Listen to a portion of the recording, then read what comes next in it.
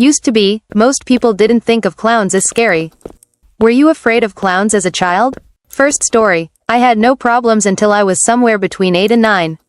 My dad was deployed at the time, but my mom wanted my brother, sister and I to still experience fun family outings.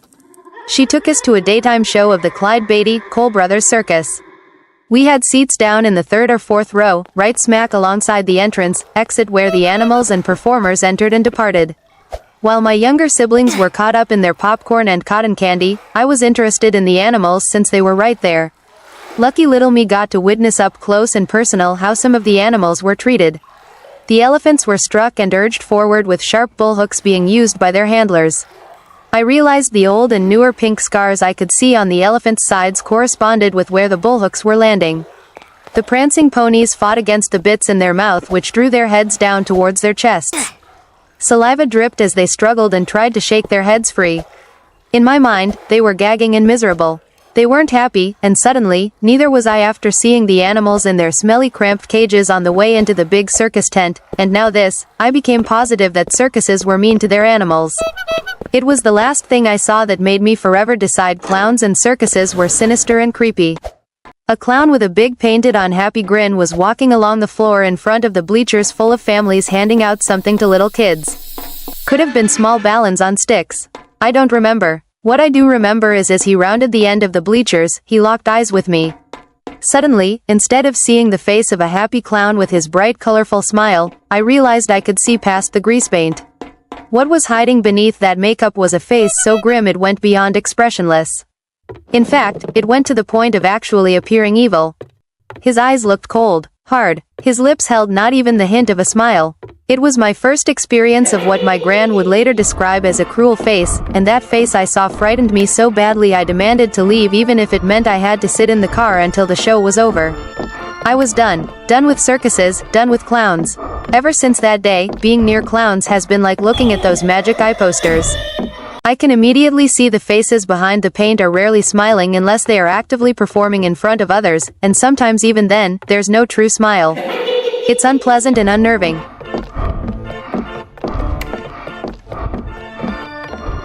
Second story. Back in the 60s, 70s, my grandfather was a Shriner and a member of the local clown unit. They'd march in parades and make appearances. When big circuses came to town, his clown unit would be the clowns for the shows. Mostly, they visited kids in hospitals and raised money for their charity hospital burn units. My grandfather surprised me on my 10th birthday by driving their big clown truck to our house. It was a giant red truck with a big raised extended bed in the back, where clowns could all stand and wave to the crowds during parades. I got in the back, and we drove around, inviting kids to jump on board and take a drive around the neighborhood. It was a different time, it wasn't weird, just fun. We packed the back with a ton of kids, I didn't even know most of them. We did couple of loops around the neighborhood, dropping them off on the last loop. My most indelible birthday memory. So, no, I have a sentimental thing for clowns. By the way, my uncle later followed in his footsteps, and was a lifelong clown as well. Third story. There was a TV show called One Step Beyond, an anthology series, like Twilight Zone. One episode was about a kind, deaf-mute clown who falls in love with the beautiful Yvette Mimieux, who is herself very kind and a bit simple-minded, but is abused by her hard-drinking, jealous husband. In a jealous fit, the husband kills Yvette. The clown is blamed for the murder. Everywhere the husband goes, he sees the clown behind him, creeping up trying to grab him, in a window reflection, in a barroom mirror, but when he turns around, the clown isn't there. He runs away and while staring into the water beneath a bridge, he sees the clown's reflection behind him again. But this time it really is the clown who grabs and strangles him, throwing him into the river. That's the first scary clown I ever saw. Everyone at school talked about it the next day, much like the Alfred Hitchcock Presents An Open Window, which shocked all of us. Another thing about the episode, the host was John Newland, who like Rod Serling opened the show with narration setting the scene. "Look, a clown," Mimieux happily cries. Newland shows up in the scene and intones, "Look, a clown." The way he said it was so serious that it made us laugh. "Look, a clown," became an insult after that. If someone showed up at school with a new haircut or a fancy set of clothes, we'd point and seriously intone, "Look, a clown." Anyway, here is the episode that first gave my generation clown trauma. 4 story. American serial killer and rapist John Wayne Gacy became known as the Killer Clown when arrested in 1978, after it was discovered he had performed as Pogo the Clown at children's parties and other events. 1980s, the National Lampoon published a series of mock comic books in the pages of the magazine, entitled Evil Clown, which featured a malevolent character named Frenchie the Clown. First reported in 1981 in Brookline, Massachusetts, children said that men dressed up as clowns had attempted to lure them into a van. The panic spread throughout the U.S. in the Midwest and Northeast. It resurfaced in 1985 in Phoenix, Arizona, in 1991 in West Orange, New Jersey, in 1990 in Brazil. 5-story. Like any phobia, I can't claim to understand it. But I see from other comments that there is some trauma associated with clowns. For me, the first time I can actually recall seeing a clown in person was when my dad took me to the RBBB circus. And we were in the cheap seats at MSG, so it's not like the clowns were close. So I relate clowns with a small car and lots of clowns, or a small dog chasing a clown. I never went to a party that had a clown, at least not one in costume, and it was decades away. Sorry for all those who think Pennywise and not Bozo. 6th story. My grandfather bought me an Emmett Kelly clown doll when I was a kid. It had a molded rubber face, with a sad expression and I think a cloth body. According to my mom, he paid too much for the doll, which aggravated my frugal gram. But I was the apple of his eye and he thought it would bring me joy. It did not. As much as I adored my grandfather, I hated that creepy thing. Mom would lean it against the pillow on the second twin bed in my room, in what she considered a place of honor. It was just a few feet away from my bed. No way I would ever get to sleep with Emmett Kelly so menacingly near. I'd get up, punch him in the face and throw him in the back of the closet. Sorry, not sorry, Emmett Kelly. At various times, he would reappear in the same position on the other bed. Mom said she found him and put him back. But, did she? Maybe he climbed out of the closet on his own. Perhaps she was complicit in his evil clown cult plan. Either way, I'd punch him out and bury him deeper in the closet. Every time. Years later, I returned to my family home to go through things after she died. I packed up all sorts of childhood treasures. But, I never found Emmett Kelly. To this day, he is probably lounging in another little girl's room. Watching. Waiting. 7th story. Loved watching rodeo clowns work, still do. And, I enjoyed some of Red Skelton's clown bits on his show. His hobo clown was sweet. We don't get those kinds of clowns today. But, I never really got the humor from the circus-type clowns with the water-squirting flowers and slapstick routines. Not afraid of them, just didn't find them funny. Still don't. My older brother, who has a real university degree, went off and graduated from clown college. I think he did some kids' parties for a while. His second wife, lost his first to cancer, was a clown, too. The minister who married them allowed them to wear their red noses and 3 pieces of their clown gear. My brother wore the big shoes, squirting flour, and never-ending handkerchief. Eye roll, she turned out to be a psycho. The marriage was a disaster. That was the end of his clowning years, I think. He did much better selecting his third wife. 8th story. When I was a child, my mother's stepmom informed me that it was my generation that was ruining clowning, and that children had all loved clowns until we came along. At the time, I thought she was crazy and that surely kids had always been scared of clowns. I mean, who could not be, right? They're freaky as all get out. But hey, maybe she was right. For whatever it's worth, I'm Gen X. So perhaps it's true that it was my generation that ruined clowns, just like the millennials ruined Applebee's and cola and dark wood furniture and whatever else it is that they're supposed to have ruined by not liking as much as previous generations had. I don't remember having any friends who didn't find clowns scary, now I think about it. So yeah, it was probably Gen X's fault. My grandpa had those crying clown paintings in the guest room, where us grandkids slept when we'd stay over. I've been an insomniac my whole life, so I remember laying awake, with the moonlight streaming in, staring at those damned paintings all night. Why were they crying? Clowns are supposed to be fun, but these clowns, crying while wearing pauper-type clothes, like torn plaid jackets and hats, you know the type, and holding little kids, freaked me TF out. I used to be literally terrified of sad clowns. I would cry and get a true phobic reaction when I'd see them, but as I've aged, 42 now, they just make me super uncomfortable. I've never been a fan of any clowns. The face paint and clothes are just weird, but sad clowns? No way, no way. Meet some. No, really, Clowns of America International maintains a directory of the local groups, referred to as alleys, which is a historical term referring to Clown Alley, the place in the circus where clowns would wait for their time to come out. There's tons of them all over the country, so there's likely one close to you. The alleys are made up of real-life, honest-to-goodness clowns. They meet in places like restaurants and are very welcoming to newcomers. And don't worry, they don't meet in costume and makeup, they're just regular people that are clowns at other times. You'll find that they're friendly and kind, and it might help take that next step to meet some in costume. If you decide to do that, maybe don't start with the white-face clowns, the traditional type. There's plenty of other clown types to choose from, many of which don't look like Pennywise.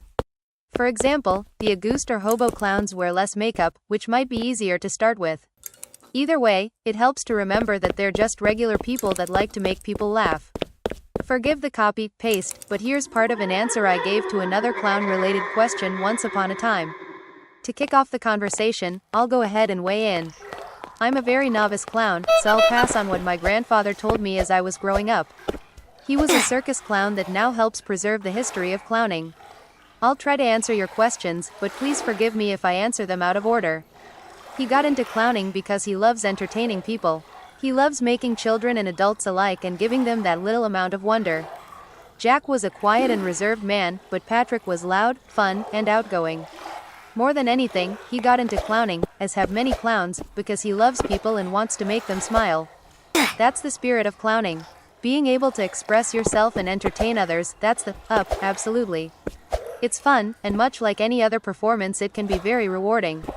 The down, if you can call it that, is that you have to remain a clown when you're in costume, and that's not always easy to do. Sometimes people feel safer talking to a clown than they do a non-clown, especially children.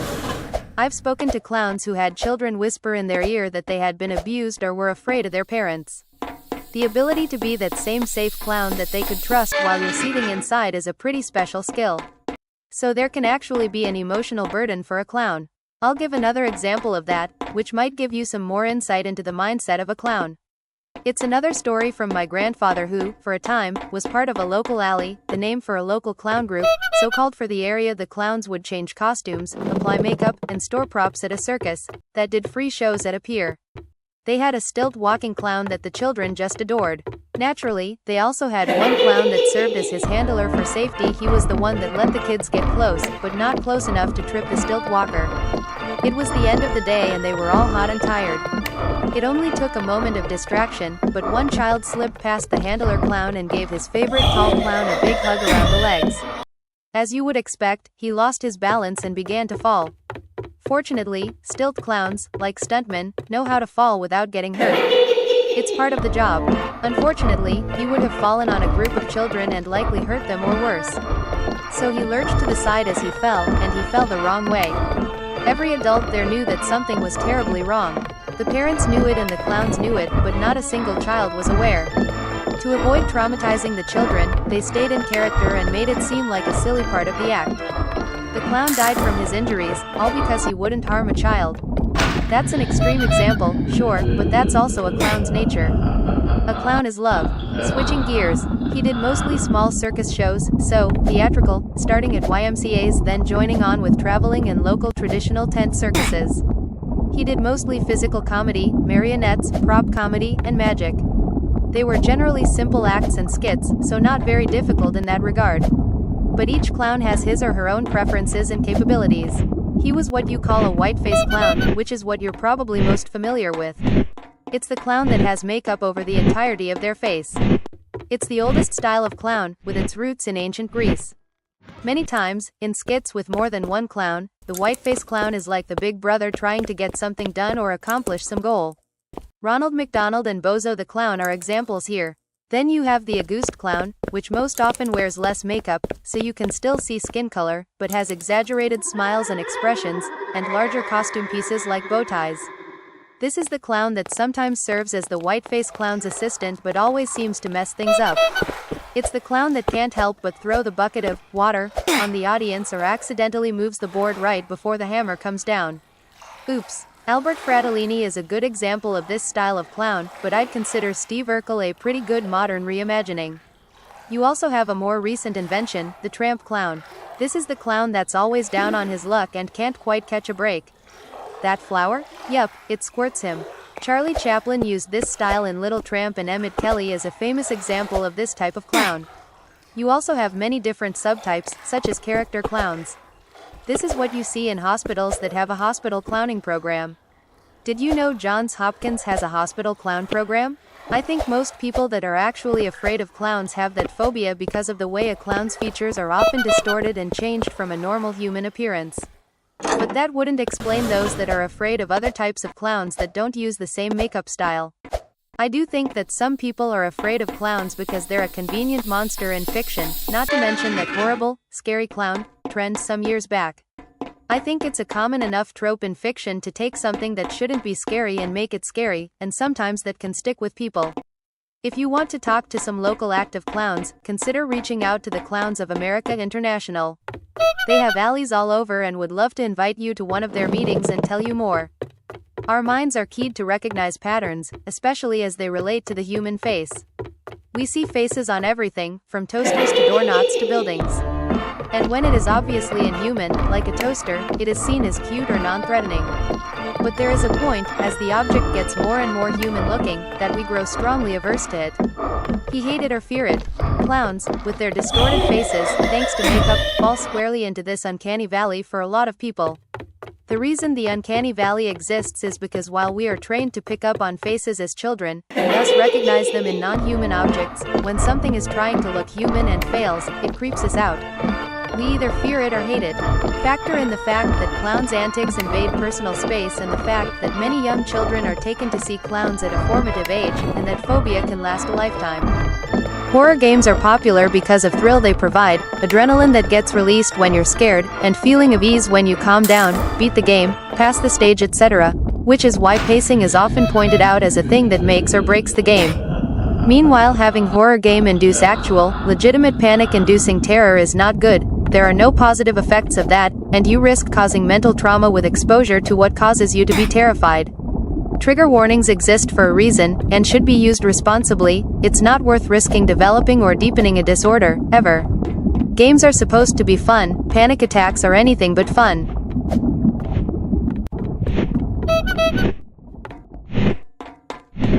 First stop __ Svalbard. Aid Lat Temu. Here is a column by one of the authors of the McAndrew and Kenke 2016 article on the nature of creepiness, discussing the psychology behind why clowns creep us out. He notes that the results are consistent with the hypothesis that being creeped out is an evolved adaptive emotional response to ambiguity about the presence of threat that enables us to maintain vigilance during times of uncertainty. Essentially, clowns may disrupt some heuristic we have for how things are supposed to be. He further notes that this is perfectly consistent with my hypothesis that it is the inherent ambiguity surrounding clowns that make them creepy. They seem to be happy, but are they really?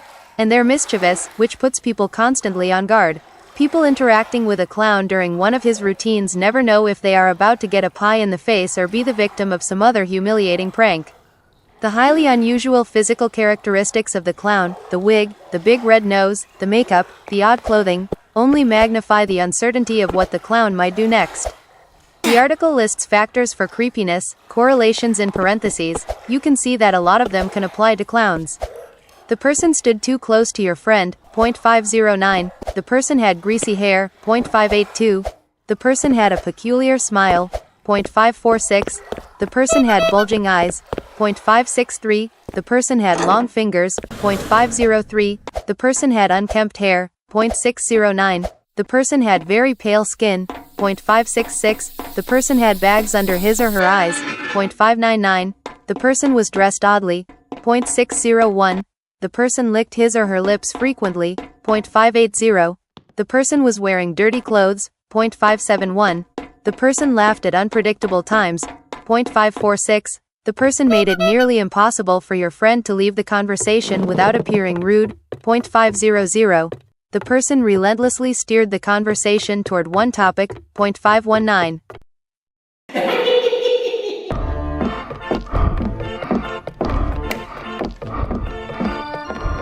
Looking at pictures of costumes and mascots from the first half of the 20th century or before, many of them are downright terrifying to modern eyes. For example, https://petrolicious.com/articles/creepy-michelin-man-evolves. Clowning has a huge element of tradition to it, but perhaps that traditionalism is what makes it seem creepy now, whereas advertising adapts its imagery as its audience's tastes evolve. Edit. I'd argue that a great example of clowning that has evolved with the times is MTV's Jackass series.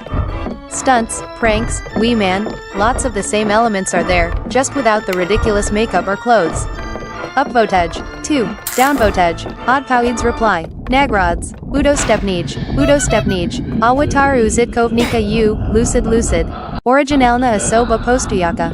8 lat temu. I've read that historically clowns have always been perceived as disturbing in some way, but the clowns in the new movies, the new Pennywise for example, are adapted to the zeitgeist for sure. What you are saying about the Jackass series is interesting. I've not watched a lot from them, but I know the idea.